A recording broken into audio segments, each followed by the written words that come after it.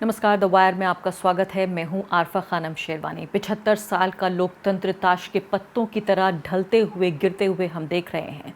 जिस तरह से राहुल गांधी की सदस्यता खारिज की गई है लोकसभा से, और उसके बाद अब उनका बंगला भी उनसे छीना जा रहा है।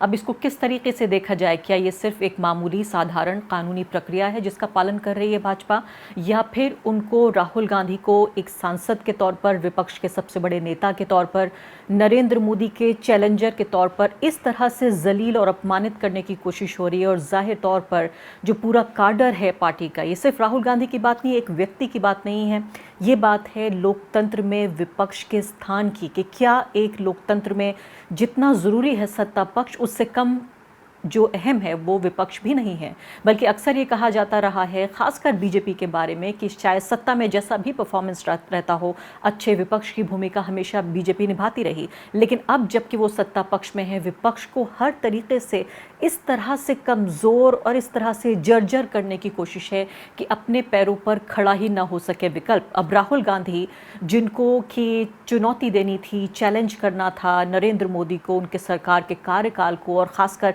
ऐसे वक्त में जबकि 1 साल के भीतर चुनाव होने हैं, एक सत्ता विरोधी जो भावनाएं या लहर जिसे कहते हैं, एंटी इनकम्बेंसी, उसको एक तरह से मोहरा बनाकर वो चैलेंज करने की कोशिश करते हैं नरेंद्र मोदी को। अब राहुल गांधी को ऐसे जाल में फांस दिया गया है कि अब वो अदालत अदालत के, कोर्ट के चक्कर लगाएं, वो वकीलों के पास जाएं, वो अपनी कानूनी लड़ाई लड़ें, और इस सब में ये भूल जाएं कि उनका काम विपक्ष के नेता के तौर पर, खासकर 2024 के मद्देनज़र, उनका काम ये है कि वो नरेंद्र मोदी को चुनौती दें। तो सबसे अहम बात इसमें यह है कि जितनी तत्परता के साथ आप ये देखिए काम हो रहा है, मैं कह रही हूँ कानूनी रूप से भाजपा सही हो सकती है, लेकिन जितनी तत्परता के साथ ये तमाम काम हो रहा है, अपने आप में हैरान और चौंकाने वाला है कि किस तरह से विपक्ष की जो पूरी गरिमा है, विपक्ष का जो लोकतंत्र में स्थान है, उसको पूरे तरीके से डेमोलिश करने की जो पूरी कोशिश हो रही है, वो लोकतंत्र के लिए बहुत खतरनाक संकेत है। ये राहुल गांधी, मुझे याद आ रहा है कि 1 महीने पहले ही उन्होंने ये कहा था कि किस तरीके से वो 52 साल के हैं, उनके पास अपना घर नहीं है। राहुल गांधी सोनिया गांधी के साथ नहीं रहते, बल्कि तुगलक लेन जो है वहाँ वो रहते हैं, 12 तुगलक लेन, जहाँ 2005 से लगभग 20 साल पुराना उनका ये बंगला हुआ, जहाँ राहुल गांधी अब तक रहते रहे हैं। यानी हर तरीके से अस्थिर करने की इतनी गिरी हुई, मैं कहूँगी, एक कोशिश है विपक्ष के सबसे बड़े नेता के लिए कि उसका मनोबल टूट जाए, और बाकी भी जो विपक्षी पार्टियां हैं जो उसके साथ आकर गठबंधन बनाने की कोशिश करें, और किसी भी तरीके से नरेंद्र मोदी के सामने कोई भी राजनीतिक विकल्प या चुनौती बनाने की कोशिश करें, उनकी हिम्मत ना हो इस सब करने की। तो ये 12 तुगलक लेन में राहुल गांधी 2005 से रहते रहे हैं, और अभी 1 महीने पहले उन्होंने कहा था कि मैं 52 साल का हूँ, मेरे पास कोई अभी तक घर नहीं है। हाउसिंग कमेटी जो है लोकसभा की, उस कमेटी ने उनको नोटिस भेज दिया बाकायदा, और नोटिस के बाद राहुल गांधी ने ये जवाब भी दे दिया, उनसे कहा 30 दिन का समय उन्हें दिया गया है कि वो उसको खाली कर दें। क्या 30 दिन से पहले ही उनका घर उनके साथ उनसे खाली करा लिया जाएगा? जिस तरह से हमने देखा कि अदालत ने उनको 30 दिन का वक्त दिया, जो सूरत की अदालत थी, और उसके 24 घंटे से कम के भीतर जो लोकसभा सेक्रेटरीट है, उसने, लोकसभा सचिवालय ने उनको नोटिस भेज दिया कि आपकी सदस्यता खत्म हो गई। तो इससे पहले कि राहुल गांधी अदालत जा पाए, इससे पहले कि उनके वकील कानूनी कार्रवाई करें, उनसे उनकी सदस्यता छीन ली गई। उसके बाद अब उनसे उनका बंगला छीनने की कोशिश हो रही है, और 30 दिनों के भीतर जाहिर है कानून का पालन करते हुए उनको ये करना पड़ेगा। और राहुल गांधी ने उसका जवाब भी दे दिया है कि वो ऐसा करेंगे, क्योंकि जाहिर है ये उनकी कानूनी रूप से ये जिम्मेदारी बन जाती है कि उन्हें बंगला खाली करना पड़ेगा। तो ये सब कुछ हो रहा है इससे पहले कि वो उच्च अदालतों में, हायर कोर्ट्स में अपील कर पाते अपने इस सज़ा के खिलाफ, अपने इस डिस्क्वालिफिकेशन के खिलाफ। उससे पहले ये तमाम चीज़ें की जा रही हैं। तो राहुल गांधी ने जवाब दिया, डेप्यूटी सेक्रेटरी को, मोहित राजन का नाम उन्होंने लिखा है लोकसभा सेक्रेटरीट को, उन्होंने कहा कि thank you for your letter of March 27, 2023 regarding the cancellation of my accommodation at 12 Tughlaq lane. मैं शुक्रिया अदा करता हूं कि आपने मुझे ये नोटिस भेजा कि मेरा बंगला अब कैंसिल हो गया है, अब ये मुझे रह नहीं पाऊंगा इसमें। As an elected member of the Lok Sabha over the last 4 terms, it is the mandate of the people to which I owe the happy memories of my time spent here। मैं एक जनता के प्रतिनिधि के तौर पर, जो 4 बार सांसद रहा है, जनता के एक सेवक के तौर पर, एक प्रतिनिधि के तौर पर, मुझे मेरी अच्छी यादें हैं इस घर में।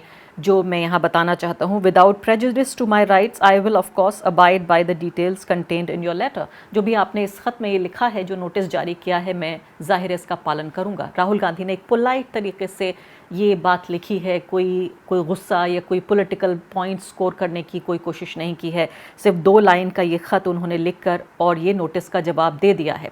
तो सीधे तौर पर देखा जाए तो जिस तरीके से पूरे राहुल गांधी के ज़रिए 2024 में पूरे विपक्ष को जो आईना दिखाने की ये कोशिश हो रही है कि देखिए, अगर नरेंद्र मोदी से टकराएंगे आप तो आपकी ये हालत होगी। आपको याद होगा, खुद नरेंद्र मोदी ने लोकसभा में कहा था, संसद में ये कहा था कि एक अकेला सब पर भारी, ये अकेला इतना भारी पड़ रहा है कि पूरा विपक्ष एक तरीके से देखें तो भारी तो पड़ रहा है, लेकिन एकजुट भी हो रहा है। और ये सबसे ज़्यादा हैरानी की बात है। और मैं सोच रही थी कि क्या एक ऐसा तो नहीं है कि दाव उल्टा पड़ जाएगा, क्योंकि अब तक जो पॉलिटिकल पार्टियां दूर भी थीं, जिनको ये लग रहा था कि हम तक नहीं आएगा, या कांग्रेस पार्टी के साथ जो कोलिशन नहीं भी करना चाहती थी, वो भी विपक्षी पार्टियां इस वक्त साथ आ रही हैं। तो ऐसा लगता है कि ये दाव उल्टा पड़ सकता है।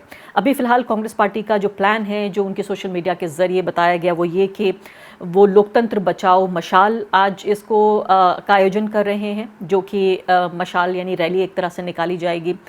शांति मार्च, मशाल, शांति मार्च, लोकतंत्र बचाओ मशाल शांति मार्च कर रही है कांग्रेस पार्टी। और इसके साथ साथ अभी 28 और 29 मार्च को 35 शहरों में डेमोक्रेसी डिसक्वालीफाइड के नाम से प्रेस कॉन्फ्रेंस करेंगे कांग्रेस पार्टी के नेता। और प्रेस कॉन्फ्रेंस में अन्य मुद्दों के साथ साथ मोदी और अडानी की वास्तविकता और नीरव मोदी और ललित मोदी को, मोदी सरकार की क्लीन चिट को भी हाईलाइट किया जाएगा, ऐसा कह रहे हैं कांग्रेस के जो वरिष्ठ नेता हैं, वो कह रहे हैं इस तरह से इस बात को कि ये उनका प्लान है। जयराम रमेश खासकर इस बात को कह रहे हैं।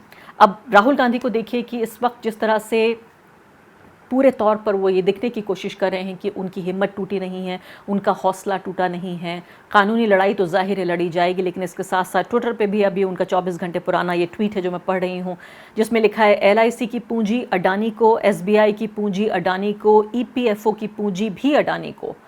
मोदानी के खुलासे के बाद भी जनता के रिटायरमेंट का पैसा अडानी की कंपनियों में निवेश किया जा रहा है। प्रधानमंत्री जी, न जांच न जवाब, आखिर इतना डर क्यों? 25,000 से ज़्यादा रीट्वीट्स मिले हैं इस ट्वीट को। और एक पूरा जो कांग्रेस है वो एक तरह से दिखाने की कोशिश कर रही है कि नरेंद्र मोदी डरे हुए हैं, उनकी पार्टी डरी हुई है, और राहुल गांधी एक तरह से एक बहादुरी का चेहरा पेश करने की कोशिश कर रहे हैं। जाहिर है एक पॉलिटिकल पार्टी जिसको हर तरीके से कमज़ोर करने की जो कोशिश है, उसके पास कोई और चारा नहीं है। और मुझे याद आता है कि अंतर्राष्ट्रीय स्तर पर चाहे आप ब्राज़ील का उदाहरण ले लें, चाहे आप रूस का उदाहरण ले लें, चाहे आप टर्की का उदाहरण ले लें, हर जगह पर यहाँ जो कहते हैं कि हम लोकतंत्र से चुन के आते हैं, लेकिन तानाशाही रूपी नेता जो तानाशाह के रूप में तब्दील हो चुके हैं, उन्होंने कानून का सहारा लेकर अपने सबसे बड़ी चुनौतियां जो नेता पेश कर रहे थे उनको डिस्क्वालीफाई करने का काम किया। उनको कानूनी तरीके से, कानून का इस्तेमाल करके गैर कानूनी काम किया कि अपने सामने किसी भी चैलेंजर को नेस्त नाबूद कर दिया। तो सवाल ये उठता है कि क्या भारत का लोकतंत्र अब इस मुहाने पर आ गया है कि जहां पर कानून का इस्तेमाल करके गैर कानूनी काम हो रहा है, और क्या सिर्फ एक मैं कहूँगी एक भद्दा सा मजाक बन के रह गया है भारत का लोकतंत्र? अभी देखते हैं कि कांग्रेस पार्टी की प्रवक्ता सुप्रिया श्रीनेत और साथ ही प्रियंका गांधी, ये दोनों महिला नेता बहुत ज़ोरदार तरीके से जो पूरा जो चल रहा है राजनीतिक घटनाक्रम उसका जवाब दे रही हैं। उनको सुनते हैं, फिर वापस आते हैं। राहुल गांधी जी आपकी लड़ाई लड़ रहे हैं, और अगर वो सदन में नहीं है तो आपकी आवाज सदन में सुनाई नहीं देगी। ये इस देश की जनता को समझना है और हम सबको समझाना है। अगर राहुल गांधी जी सदन में नहीं है तो नरेंद्र मोदी से आंख में आंख डालकर चीन पर सवाल पूछने वाला सदन में नहीं है। अगर राहुल गांधी जी सदन में नहीं है तो अडानी पर सवाल पूछने वाला नरेंद्र मोदी की आंख में आंख डालकर सदन में नहीं है। अगर राहुल जी सदन में नहीं है तो महंगाई पर, बेरोजगारी पर मोदी की आंख में आंख डाल के सवाल पूछने वाला सदन में नहीं है।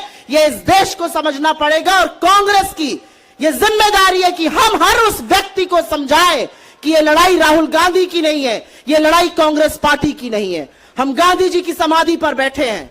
मैं राहुल गांधी जी को अपना नेता मानती हूं, अपनी प्रेरणा मानती हूं, और मैं कहती हूं कि वो एक शख्स है जिसके अंदर गांधी की आत्मा है और शेर का कलेजा है, और इस शेर से ये सरकार डर गई, ये हुकूमत डर गई, नरेंद्र मोदी डर गए। और प्रियंका जी ने बिल्कुल ठीक कहा, इस देश का प्रधानमंत्री कायर है। अगर वो कायर नहीं होता तो राहुल गांधी जी आज सांसद होते। मुझे ये कहने में बिल्कुल आपत्ति नहीं है। मैं 2 लाइन दिनकर की बोलूंगी क्योंकि वो बोलनी जरूरी है। सच है, विपत्ति जब आती है कायर को ही दहलाती है। सुरमा नहीं विचलित होते, क्षण एक नहीं धीरज खोते। विघ्नों को गले लगाते हैं, कांटों में राह बनाते हैं। मुख से न कभी उफ कहते हैं, संकट का चरण न कहते हैं। जो आ पड़ता सब सहते हैं, उद्योग निरत्नित रहते हैं। शूलों का मुख न साने को, बढ़ खुद विपत्ति पर छाने को। है कौन विघ्न ऐसा जग में, टिक सके वीरवर के मग में। खंभ ठोक ठेलता है जब नर, पर्वत के जाते पांव उखड़। उस पर्वत को उखाड़ना है और राहुल गांधी जी के हाथों को मजबूत करना है, उनकी लड़ाई को आगे ले जाना है। बहुत धैर्य है आप में। अरे कायर हैं, कायर है इस देश का प्रधानमंत्री। लगा दो केस मुझ पर, लगा दो केस मुझ पर, जेल ले जाओ मुझे भी, लेकिन सच्चाई ये है कि इस देश का प्रधानमंत्री कायर है।